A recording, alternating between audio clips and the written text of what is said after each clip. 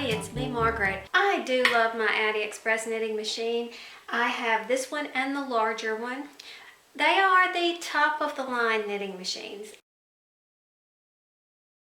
And a while back I did a video telling my viewers why they shouldn't buy this toy version, the Singer machine, and try to get a taste of machine knitting, because there was just no comparison. But one of my viewers, Allison Clayton, had just recently told me that Singer has revamped their machine, and I was quite curious to find out about it. And here it is. She pointed out that it has a lot of similarities with the design of the Addy, so I'm really anxious to see if it does a better job. Now, just to recap, the normal price of this was $30, and these can run you around $200, $179, something like that for the smaller one. And of course, different prices. You have to kind of go online and see what you can find. But I bought this one 50% off on Walmart clearance, so I paid $15 for it. Now, interestingly enough, this one came from Amazon. I paid $15 for this too, but when I went to double check the price now, it's currently selling for $19, so the price has gone up. But let's try it out and see if it's worth looking into. First of all, look how they've changed the design. The old Singer sat upright on its end. It was very difficult to get a hold on and to hold it still. And now we have 4 legs, very similar to the Addy Express Professional. Now, the old Singer only had 20 needles, whereas the Addy had 22. Not a big deal. The shape of the needles was a little bit different, and I didn't find it to be as effective. I particularly did not like the closed yarn feeder because it made casting on and taking it off the machine very awkward. You'll notice that the flat and circular knitting switch was on the top. That didn't matter. I don't care where they put that. And you still have the ability to knit flat and circular on the new machine. Now look how similar the new Singer is to the Addy Pro. They both have 22 needles, and I will say that the quality of the needle is improved as well. And look at the closed yarn feeders. Now the design looks exactly the same, but I will tell you that the quality of material is completely different. There's no tension guide anymore, which is good. Didn't need that thing. It's on 4 raised legs, so that's much better. You can get a grip on your machine. It does not have a row counter, and it doesn't have a different color for a starting needle, which I think is important so you can know where you started and where you need to end. And with the new design came the need to move the flat circular knitting switch, so they put it on the side just as the Addy's has always been. Clearly, it's still made for a child, marketed for a child. You can tell by the color, but look, it says 8 and up. And I look on the back, you have it in 3 languages that tell about it.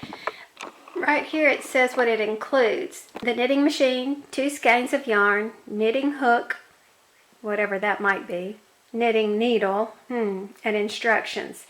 Judging from the picture, I'm guessing that a knitting hook is a crochet hook and a knitting needle would be a tapestry needle. So let's open this up and see. Just want to point out that you need a screwdriver. Looks like a Phillips head to actually remove it from the carton. Okay, we seem to have everything here except for the instructions, the knitting hook, and the knitting needle. I don't see those anywhere. Okay, so already we're missing some things. Okay, we need to attach the legs. We have 4 legs. This would be the front. Let's get the picture up here. Okay, so the legs go out like that. Okay, so it's a little rickety, but that's all right. Even the Addy is actually a little rickety, but they provide some clamps to hold everything really still and steady. I don't know. I find this to be a tremendous improvement over this vertical sitting up style that they had before. I never could figure out how to hold it still at this angle. See, it had the stoppers on the bottom. So that I consider this an improvement. Another thing that I had a terrible time with the other one was this crazy load system that they had. They have improved it. It looks very much like the Addy's load system. So let's put some yarn in, and it also sounds better. It just feels like it moves better. Okay, so let's put some of this yarn that came with it. Yes, it appears to be an acrylic DK. One thing I'm noticing right off the bat though is that there's not a starting point. With the Addy you have 3 black needles that come up that can show you exactly where you began. You just remember if you began with those. This one doesn't seem to, but that could be fixed with some fingernail polish, I think. This is the way you load all knitting machines. It's called casting on. You do one, you hook it onto one, you skip the next. Hook it on the next one, skip the next. Now again, this would be easier if it was clamped to the table, but I still find this to be a great improvement over the other one because of the shape of the needles. For one thing, that does appear different. And you don't have to load it through. We got to the last one, it comes around the back. You open the little yarn carriage, slide it in till it catches into this hole, and close it. Now, always hold this tail until your first one knits. Okay.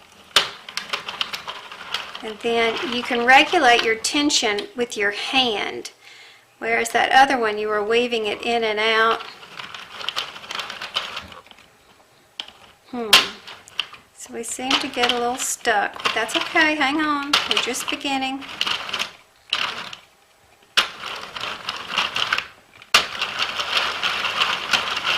Oh, much improved. Now, I have to pull some more yarn. You need to pull your yarn out so you have a loose feed coming in. That's true of all knitting machines. Okay, now, well, I spoke too soon, didn't I? There we go. Okay, get going, and it seems to be improving. Okay, so let me just do a bunch of rows here, and then let's check our work.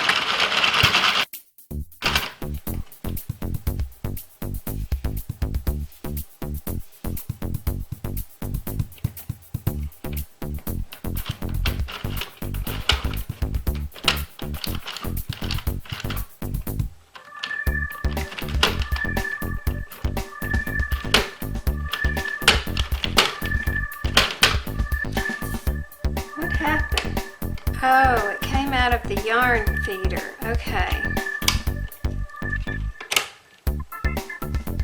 Alright, be careful not to let it come out of the yarn feeder because it caught under here and was a much tighter pull, so it was choking on the machine. Okay.